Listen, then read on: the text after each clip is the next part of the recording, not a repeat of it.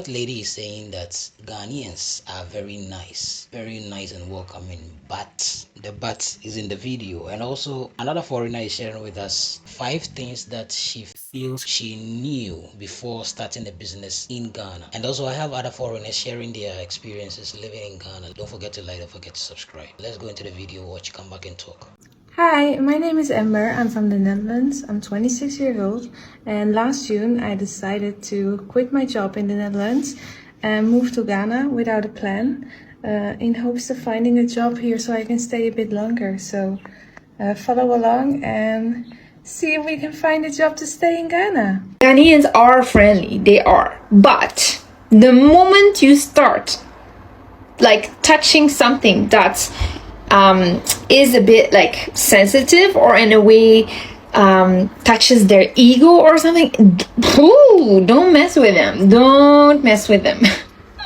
I tell you, I hear a lot of Ghanaians say, hey, we need to change things in our country. Like, things should change. But then how does change happen? It is when, you know, you can look at it and say, hey, this and this is not working well. And then when somebody actually addresses that issue and says out loud, hey, this is not working well, the amount of people say, like, you don't have right to talk, like, blah, blah, blah. Like, maybe it is because I'm Obroni and I'm talking about it. Yes, could be true. That could be part of the reasons why they come at me. But it's also not only me, because I follow a girl. Go and follow her. She's amazing, Nessa.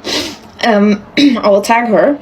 She's very strong and very brave for what she's doing. As I'm seeing what's happening online when people post about safety or other things about Ghana, they won't, you know, they can come at you. Like, they can come at you so much.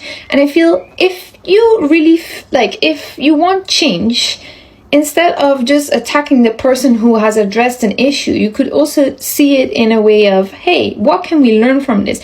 With change comes confrontation, and with change comes also being uncomfortable sometimes and like facing the truth, the hard reality of things. Don't forget to follow me if you're interested to see more content. As always, much love, and see you in the next video. Bye bye. 5 things I wish I knew before I started my business here in Ghana. Number 1 is pack your patience. Ghanaians do not respect time the same way that we respect time in the West.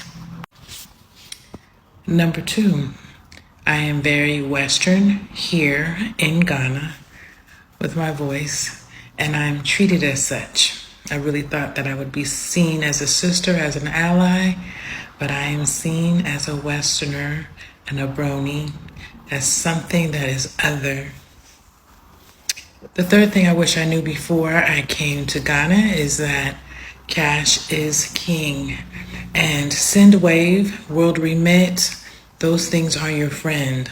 Mobile money is your friend. And learn how to use mobile money and get cash in your hand is an amazing, amazing tool here in Ghana. The number 4 is connections. Connections are everything. Networking is everything. It's who you know. It's who you know. So meet as many people as you can. Network as much as you can. Get people's contact information. Save it in your phone. And I also save how I know that person, who introduced me to that person, because you'll meet 5 Kofis, 6 Kwames, 4 Abenas. So when you put them in your phone, their contact in your phone, put maybe where they're from. They're from Cape Coast. I have a Peter from Kumasi, Peter from Accra, Peter from Bogatanga. Put all that stuff in, but connections are key here in Ghana. It's who you know that helps you get things done. Number 5, you'll fall in love with Ghana. Guard your heart, you'll fall in love with the people, the food, the scenery, the landscape, the country. There's a lot of cons, but there's more, far more pros. Ghana is the future. Africa is the future. If you come here, you start your business, you will make money. So how have you done it? You've been on the continent for what, 4, 5 years? Only 2 years. 2 years? Yeah. So how have you been doing it? Learning the language, living like a local. and staying out of grown folk business. I feel you. Yeah, but I think more so is the living like a local. I think living like a local, you save more money. Definitely. You don't feel pressed to spend nothing. Yeah. And honestly, what are you buying? Yeah. Like, when we spend a bunch of money, it's on food. Yeah. Or vices. Or living if you don't have your own shit, basically. Sure. So, I mean, for me, it's been living like a local. If the locals are spending money like this, I'm gonna spend money like that. If they taking money out the bank, using mobile money, I'm doing the exact same thing to the T. Yeah. That's kind of how I survived out here. That's good. When I first came, I was living like an American, and every week I was broke. I was living paycheck to paycheck. Oh my God. Yeah, and it wasn't bad, cause look, even living paycheck to paycheck here ain't bad, cause you can buy all the food you need for the month, and like, so I was still like good, but I started realizing by having 12 pairs of shoes, and I can't take these to the next country with me. Right. So you have to pack lighter and really think smart. I got storage units. Yeah. I got 4 storage units. I'm keeping all my stuff in. Yeah. In multiple countries. It's like that's the problem. It's just overbuying, overspending, trying to live like an American in Africa, and that's just the worst mistake to make. That's what it was for me. Yeah. Now, a year and a half after all that, shoot, you find out how much money you actually can save by just living like regular people. I mean, if you spend more YouTube, when you go on YouTube, there's no ads, right? There's no commercials here in Liberia. Yeah, I never thought about it. And then when it pops up, did that warning pop up for YouTube? That say some of the features ain't here? Yeah. What like the fuck? when you go on Instagram, you can't hear certain songs. Like look. Unless you get a VPN. It's an app on your phone that you can get the VPN, and basically you'll be able to hear the songs and. Oh, it's not coming out, but yeah, it says pardon, but you can't use certain things on this app. Yeah. So. Yeah. Damn. So guys, when are we gonna thank Ghanaians for inventing egg? Eggs have been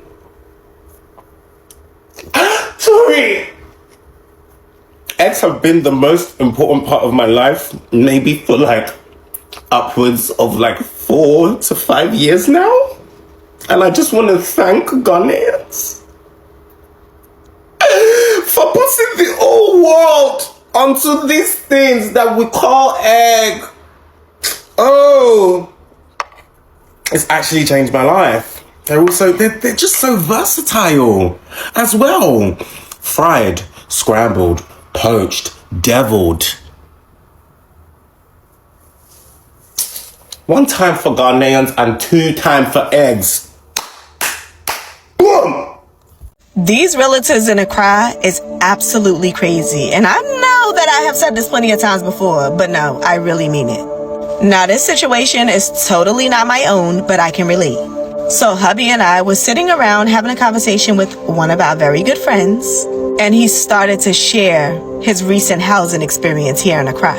Now, initially, he was trying to go through a realtor to secure his place. But some way, somehow, he was able to get in contact with the actual landlord. Do y'all know? The realtor was charging 2 times the amount of the rent. And before y'all get started, let me speak. Realtors here in Ghana charge you to show you the property.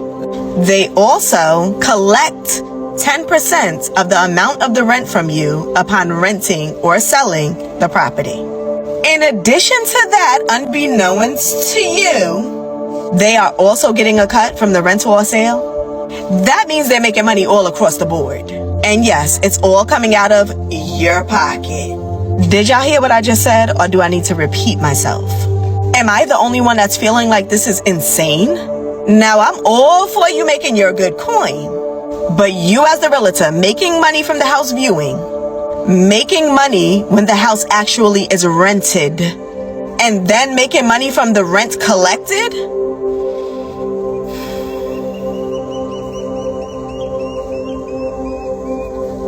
We can remain in this realtor jail, or we can just start dealing directly with the landlord.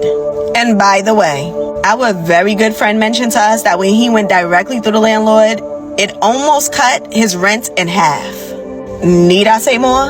Oh, let's talk about it. What's your name? Viola. Where are you from? Switzerland. Switzerland. Yes. From which part of Switzerland?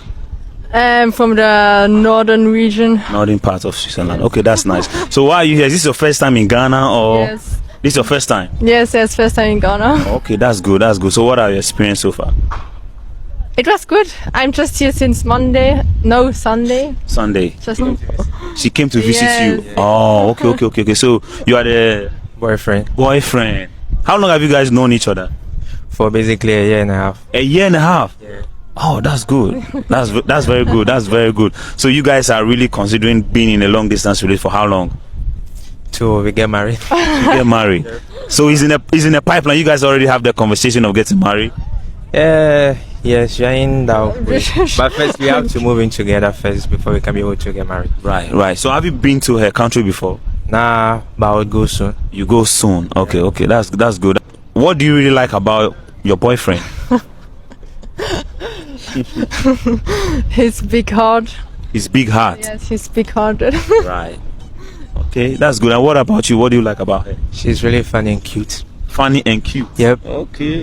I like sweet. And she's sweet. Yep. Okay, nice. I like that. So Today I went to a netball tournament with Future Stars, and while we were watching the game, I was eating some local foods. I bought this bag of boiled peanuts.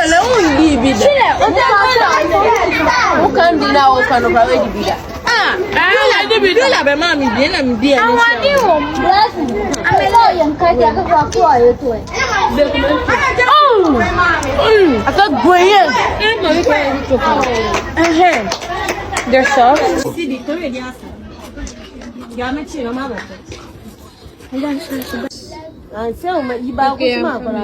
this is called buffet.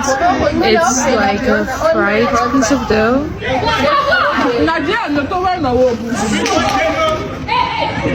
Really nice. This one is still hot.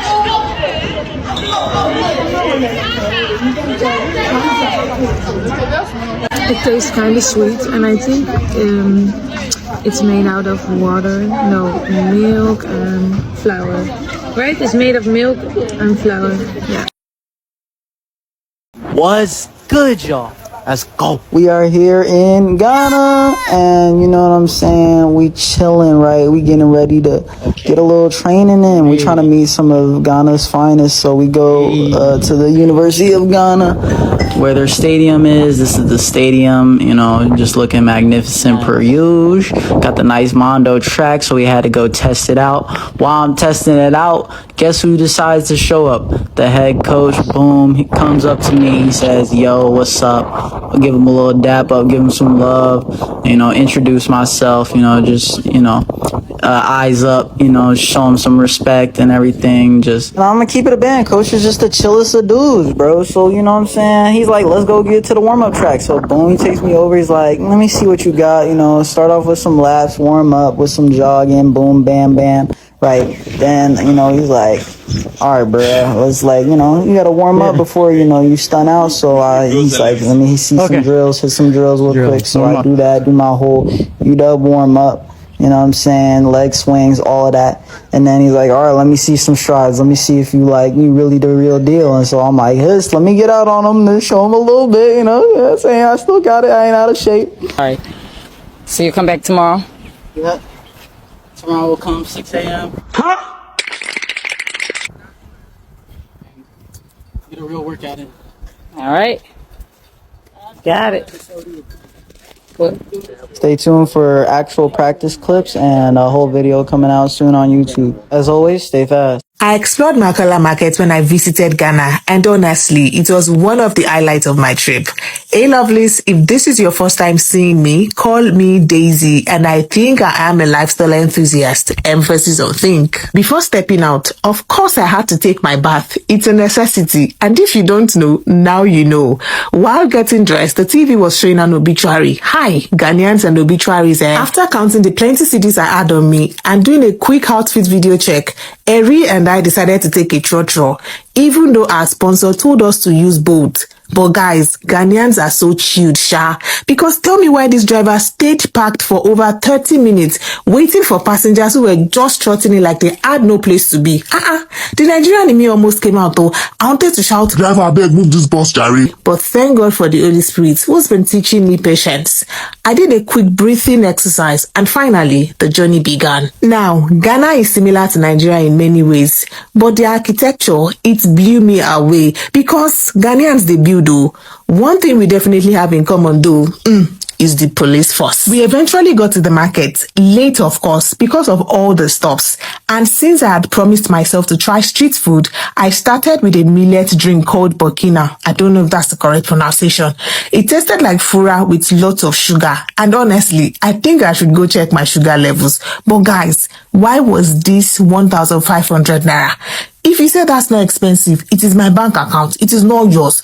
But luckily for us, this kind Ghanaian brother paid for us. God bless that brother. Then we started looking for a POS shop and people looked at us like aliens that just came from Jupiter and Mars. Apparently, Ghanaians don't really use POS, so we had to go to the bank and this ATM almost disgraced Eri and me. But thankfully, the security personnel helped us out, and once we had the cash, our real market waka began. Here's what I ate in Ghana and how much it costs in US dollars. Every time I come here, I have to get kosia and nemeko. If I ain't say it right, I mean no disrespect. Guess how much? 30 cents. Basically eggs with pepper and onions. So simple, so good. But if you thought that was cheap, another vendor sold 3 for 3.5 cedis. That's 35 cents for 3 eggs. I love boiled nuts. Used to eat them back home in St. Kitts. So nostalgic. 50 cents a bag. Incredible meat pie, $1. Katia cake, aka peanut brittle, 30 cents a bag. It's so good. Jelly water, 70 cents. The water is sweet. This jollof with goat meat at a restaurant. These white people, they don't have any problem. You travel from Holland or like Netherlands, you come to Ghana without a plan. You are not coming to look for a job. If you look at her, like the description of this particular video, she says she has been here a couple of times. So she has friends, she has some acquaintances and all that here. So I think that will help her.